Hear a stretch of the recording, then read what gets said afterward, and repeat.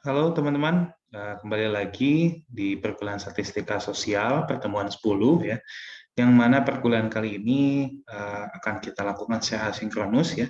Video ini dibuat untuk menjelaskan uji hipotesis dengan menggunakan uji T ya. Jadi di pertemuan 9 kemarin kita menggunakan uji Z ya, atau menggunakan sebaran normal. Nah, ini topiknya masih di uji hipotesis ya. Nah, cuman berbedanya itu di penggunaan fungsi sebarannya, teman-teman. Yang mana teman-teman harus tahu, ya. Kemarin kita bahas penggunaan sampel besar ya, yang menggunakan sebaran normal Z. Ya.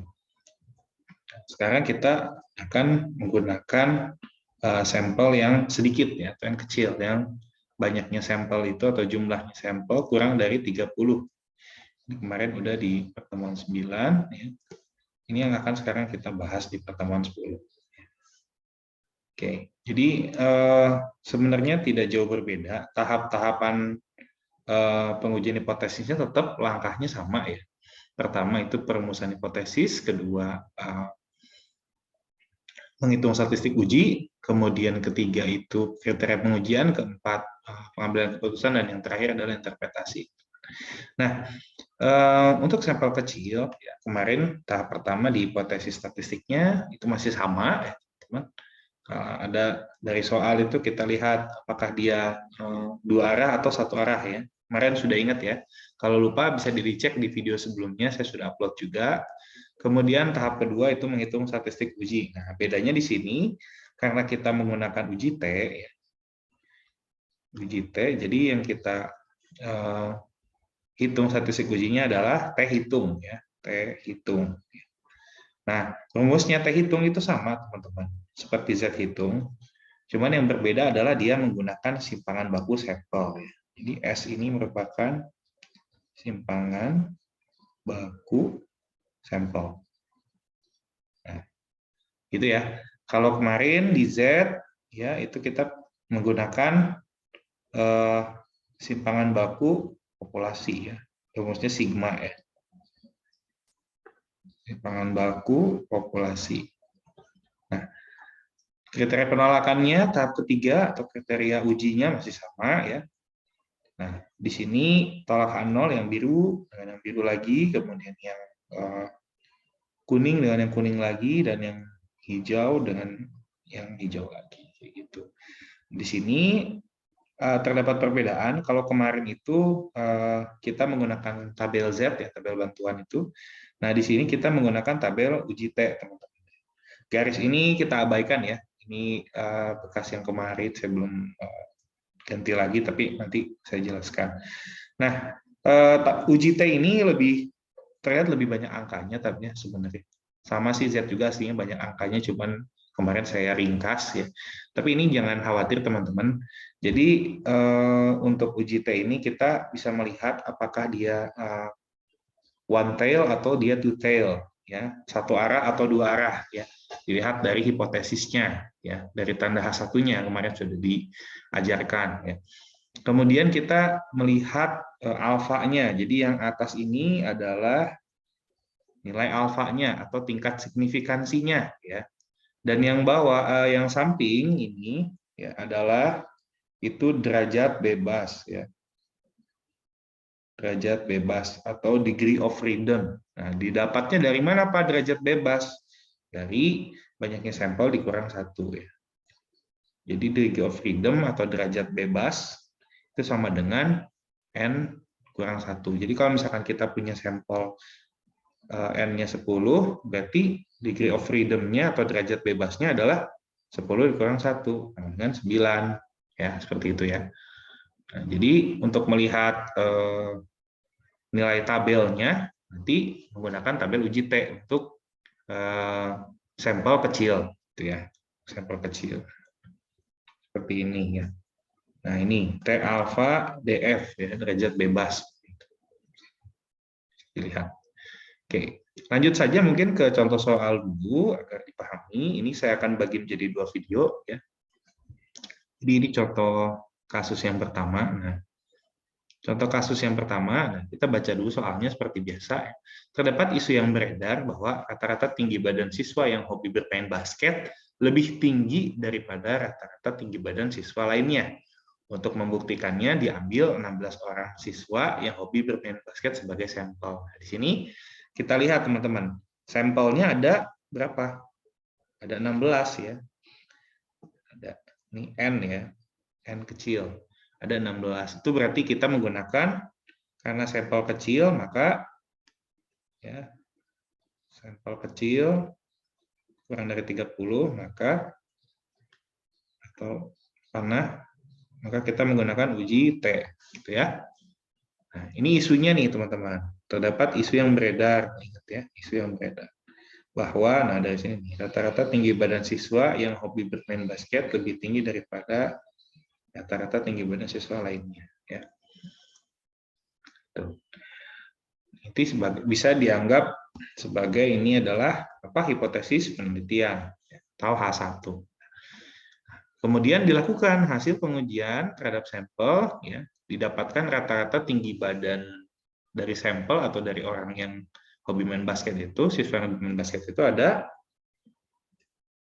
rata-ratanya didapatkan 179 cm dengan simpangan baku 5 cm, ya.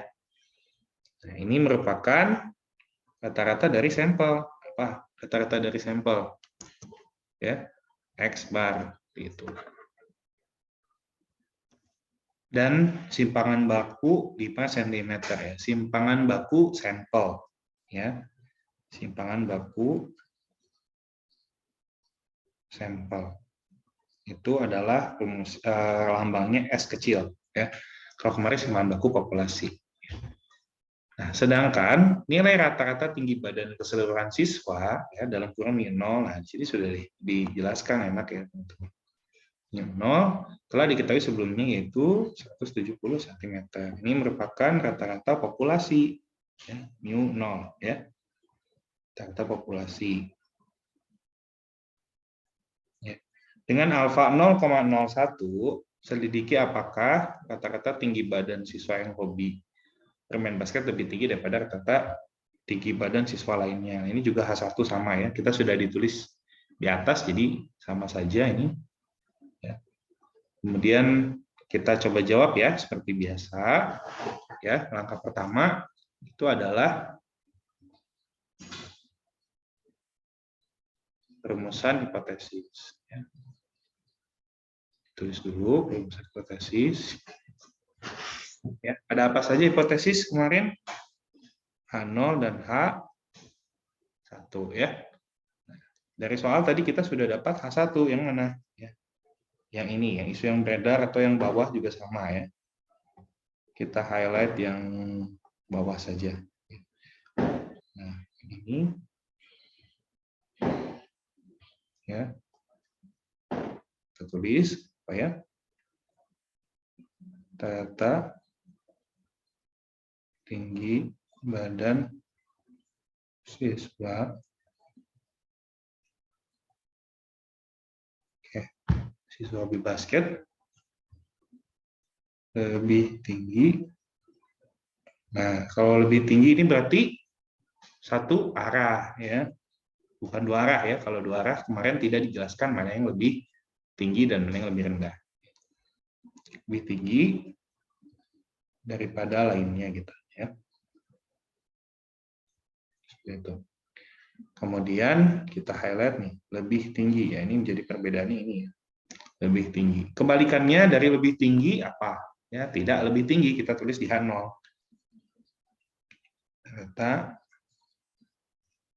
tinggi badan siswa hobi basket tidak lebih tinggi gitu ya.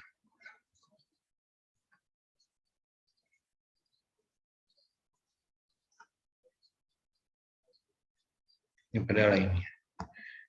Tidak lebih tinggi daripada lainnya. Ini berarti kita bisa tulis bagaimana kalimat matematikanya.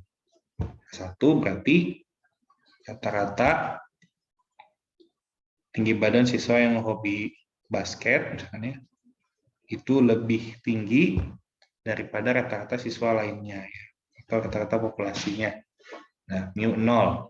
Mu 0-nya tadi kita sudah dapat berapa di sini? Mu 0-nya 170. Nanti bisa kita ganti minimalnya 170 cm gitu ya. Nah, 0 adalah kebalikannya.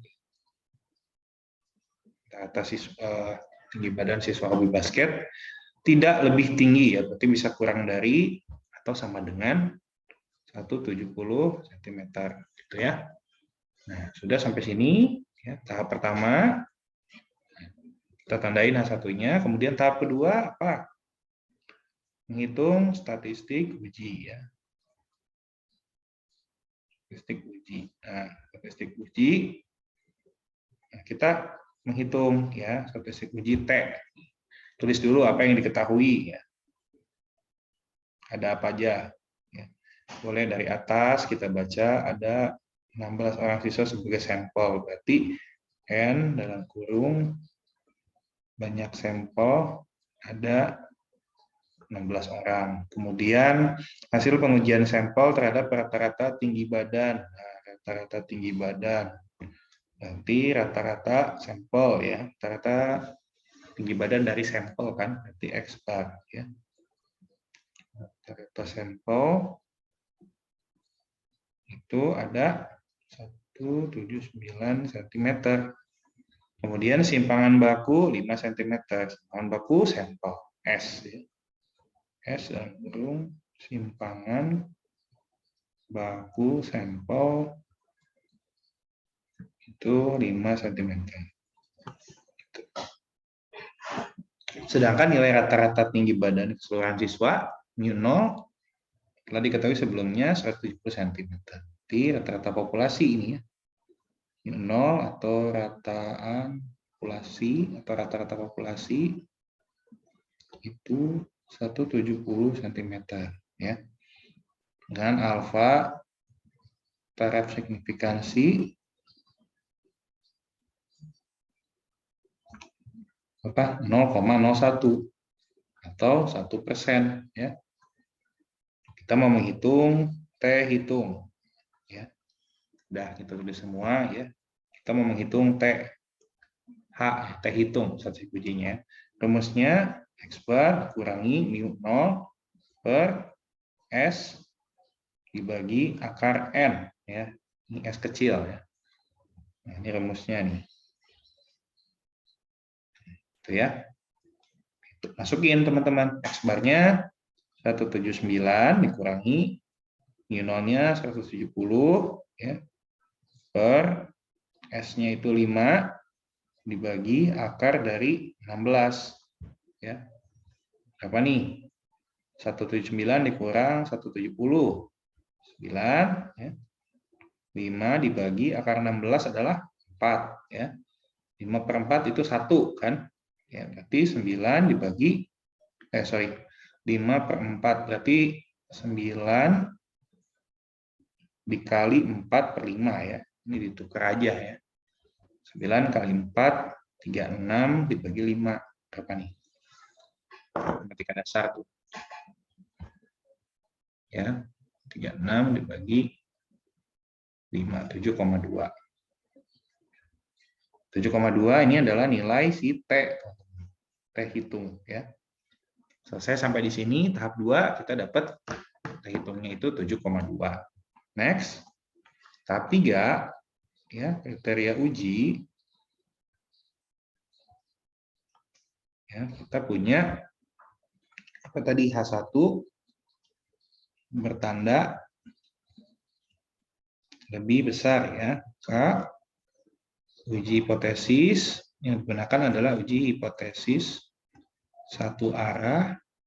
Nah, ingat kemarin kalau yang tandanya lebih besar ya satu arah, ya lebih kecilnya di kanan, berarti satu arah ekor kanan. Ya, ekor kanan. Kemudian dengan nah, di sini ada beda sedikit nih dengan alfa tingkat signifikansi 0,01 dan derajat bebas. Nah, kita punya derajat bebas dalam kurung DF ya, degree of freedom bahasa Inggrisnya. Itu N-1 berarti N-1 berapa? N-nya 16 dikurang 1 ya. Terus dulu ya, N-1 sama dengan 16 kurang 1 sama dengan 15, ya. Maka didapat kriteria uji ini. Ya. Kriteria uji ini kita punya apa tadi? H1 bertanda lebih besar, ya. Satu bertanda lebih besar, kemudian alfanya. Nah, kalau di sini tinggal dilihat. Ini satu arahnya, teman-teman. Kemudian alfanya 0,01 dan derajat bebasnya 15. Ingat ya. Kita punyanya satu arah, ya, ekor kanan atau kiri satu arah intinya, ya. Satu arah, kemudian alfanya 0,01 dan derajat bebasnya 15. Maka didapat kriteria uji. Nah, kita lihat ke tabel ini, teman-teman. Nah, tabel ini. Ya. Ingat kriteria uji itu bunyinya gimana? Tolak H0 jika, ya. Tolak H0 jika, nah kita tadi punya berapa? Kita punya satu arah, kemudian apalagi?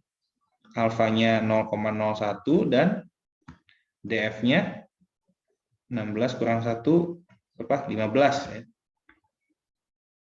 DF-nya 15. Berarti kita highlight nih. Kita punya one tail, ya. Kemudian 0,01, nah yang ini. Kemudian derajat bebasnya 15, cari ini ke bawah 15. Nah, ini nih. Nah, berarti kita bisa tarik garis lurus di sini, teman-teman. Nah, sini ya. Tarik garis lurus pakai yang nah, sampai sini.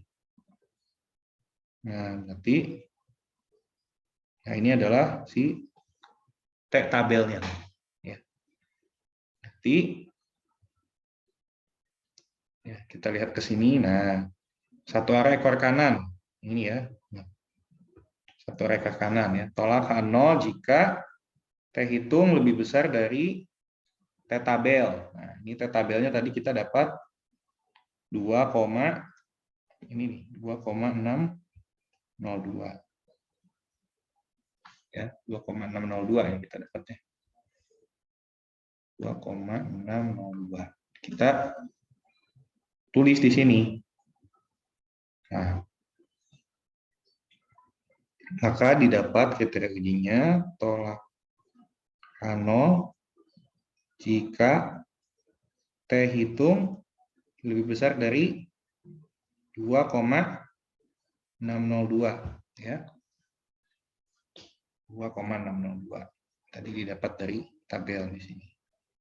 2,602. Nah, ya. Seperti itu. 2,602. Lebih mudah ya. Dari yang kemarin. Kalau kalian sudah bisa, pasti sudah lancar. Yang kemarin sudah bisa, ini pasti akan bisa juga gitu lancar. Kemudian step 4, apa tadi step 4? Pengambilan keputusan. Ingat, pengambilan keputusan. Pengambilan keputusan. Dari tahap 2, apa tadi? Perhitungan statistik uji menghasilkan T hitung sama dengan 7,2. 7,2. Ini dari tahap 2 ya. Kemudian langsung saja kriteria uji ya, apa tadi? Tolak H0 jika T hitung lebih dari 2,602. Ya. Ini kita dapat dari tahap 3. Nah, kita membandingkan ya, apakah si T hitung ini lebih besar dari 2,602 ya, atau lebih besar dari T tabel. Jika iya, maka kita tolak H0. Kita punya tadi T hitungnya 7,2. Berarti jelas ini ya. T hitung lebih besar dari 2,602. Nah, karena T hitung itu sama dengan 7,2, dia bernilai lebih dari 2,602, maka keputusannya adalah kita tolak H0. H0 ditolak. Gitu ya. H0 ditolak karena terhitung bernilai lebih dari T tabel. H0 ditolak. Maka yang jadi kesimpulan atau interpretasinya gimana dari hasilnya? Interpretasinya ya, sebutkan ya, pada taraf signifikansi 1% ya, ini 0,01 ya. Isu yang beredar tersebut dapat diyakini kebenarannya. Nah, gitu ya. Dengan kata lain, nah kalau kemarin gimana? Kalau H0 ditolak, maka kita yakini H1. Maka yang jadi kesimpulan adalah si H1-nya itu sendiri. Ya. Kalau kita gagal tolak H0, berarti yang jadi kesimpulan H0. Gitu. Lihat video sebelumnya kalau masih belum paham ya. Lihat video yang uji hipotesis set yang pertemuan 9. Nah, dengan kata lain, masukkan tadi H1-nya apa? Rata-rata tinggi badan siswa hobi basket lebih tinggi daripada siswa lainnya. Selesai gitu ya. Gitu, teman-teman. Ingat ya, saya selalu mengingatkan ini biar kalian nggak pusing nih. Keputusan dengan kesimpulan. Kalau keputusannya H0 ditolak, maka kita yakini H1. Maka kesimpulannya H1, gitu ya. Tapi kalau H0 gagal ditolak, maka kita belum dapat yakini H1. Maka kesimpulannya adalah H0. Ini mutlak ya. Seperti itu. Terima kasih.